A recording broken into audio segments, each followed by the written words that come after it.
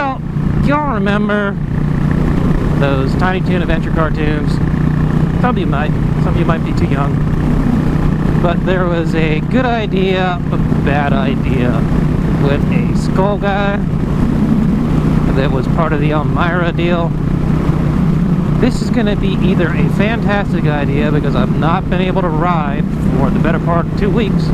It's just been bloody raining and wet.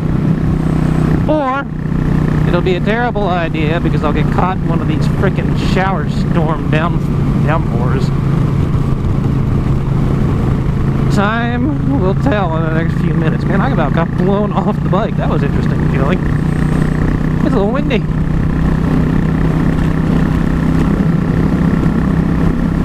So, I had an idea.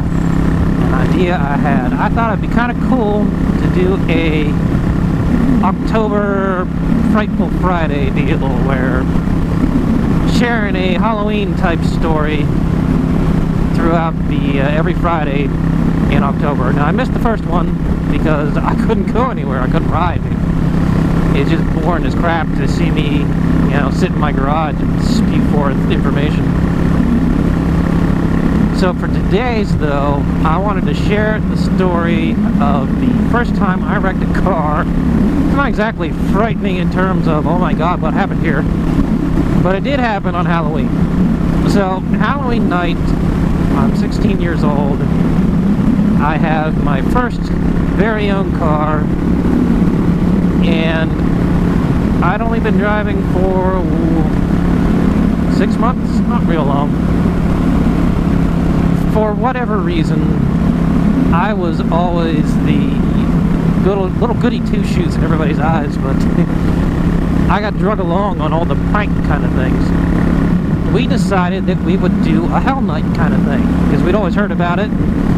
We just never really done it. But now we had wheels, man. We could go, we could ride, we got wheels, we can go have fun. And that particular October 31st was the home game. It was our girls' soccer team was playing our rival school soccer team. So we eventually made our way over there. Now it was me, my best friend, who I'd known since kindergarten, and one of the kids that was on the soccer team with me, and I've been playing soccer with him since AYSO days. Oh Lord, oh Lord. I was not sure if there were going to be more stones on the road than that. Anyway, we took off in my little Honda Civic.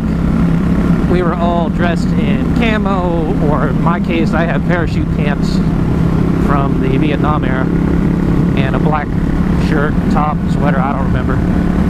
We had baseball bats, we had an axe hammer with no axe head on it, because the axe head always flew off. And it didn't seem a good idea to actually have the metal part of the axe head. We had Roman candles and lighters and all kinds of just stuff you didn't want to get caught with on Halloween in my vehicle. Oh, and bottle rockets. I forgot the bottle rockets. I don't know how I could. So there we are, going along, raising hell, and by that I mean throwing fireworks out of my car as we rolled along neighborhoods and subdivisions and such, and just in general acting like foolish teenagers. Oh my lord, I want to go, but y'all are so slow. Oh, I'm pulling out in front of you.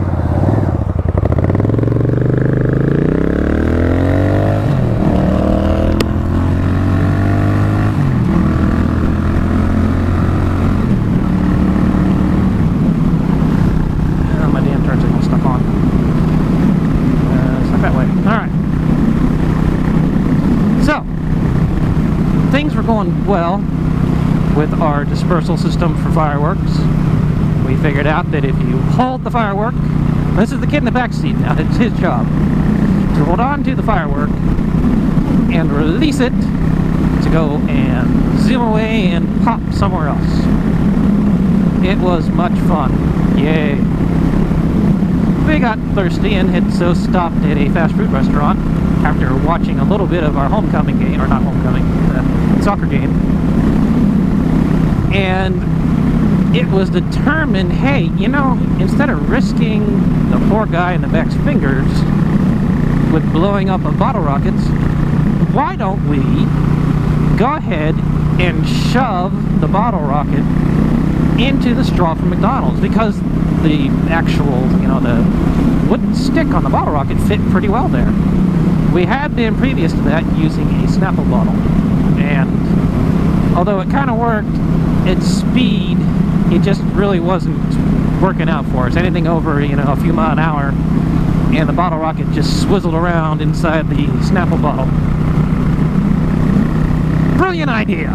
We will put it in this straw, it will go. Yes! So there we are, rolling down what is Hogan Avenue Boulevard, I forget which, the main drag through the city of Lock Haven.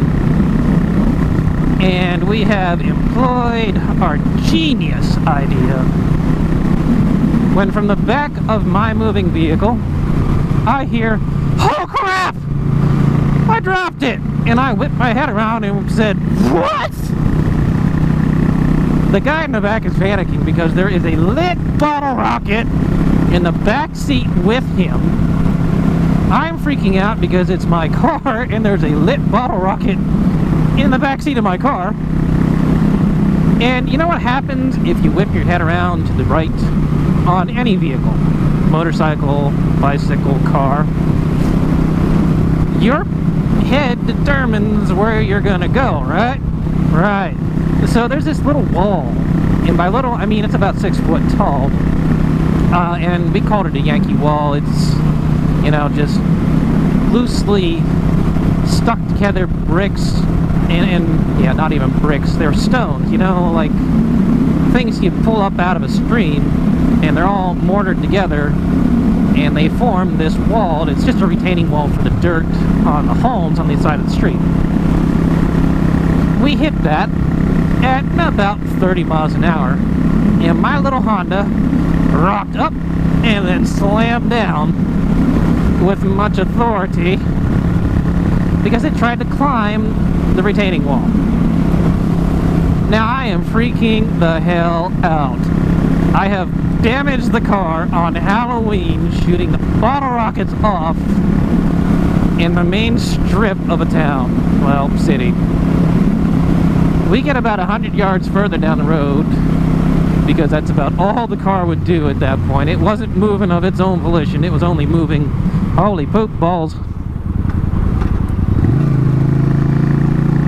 due to inertia and, you know, a downhill at that point. Get it pulled over and I'm just, oh my god, I wrecked the car! Oh my god, quick, let's figure out how we can get it out of here. And within about 2 minutes of being pulled off to the side of the road, people with flashlights have run up and start screaming at us. Oh my god! We thought you were gonna kill us! It's a Honda, goddammit! It never would have made it up the wall. What are you so rattled about? I was in it!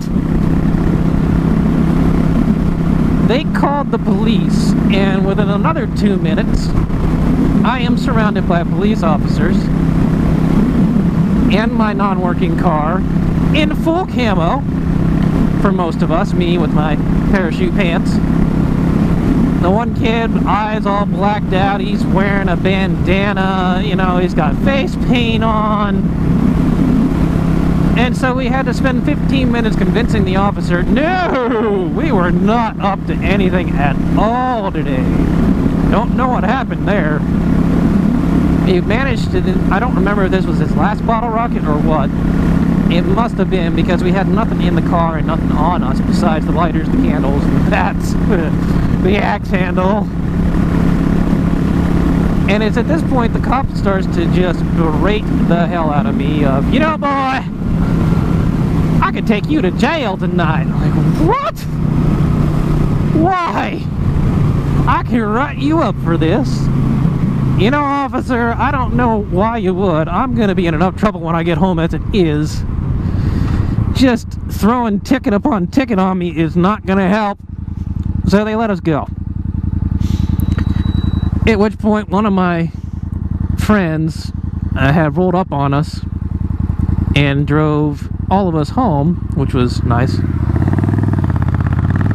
At which point, I get home, and now it's the dance of, I got something to tell you. Oh, please don't kill me. So I had to explain to my parents where the car was, which in itself was also fun of, well, where's the car? I don't know. What do you mean you don't know? You drove it. Like, well, yeah, it's dark though. I have no idea where it ended up. I'm sorry, I just wrecked a car. I'm a little bit in shock. But it worked out. We retrieved the car, and total damage done in this particular incident of mine was I pulled the axle shaft out of that side of the transmission that we hit, which is apparently just something that's it's easier to do with a standard stick shift car than a automatic, I assume. I had bent the tie rod and the strut tower and basically anything alignment, transmission, and screw you, turn signal. Steering wise on that side of the vehicle was just gone there in the front corner. The bumper's fine. It's just anything attached to that tire was shot. So on November 4th or thereabouts, I got my first job where I had to then pay the $700 in damages to fix up my first car.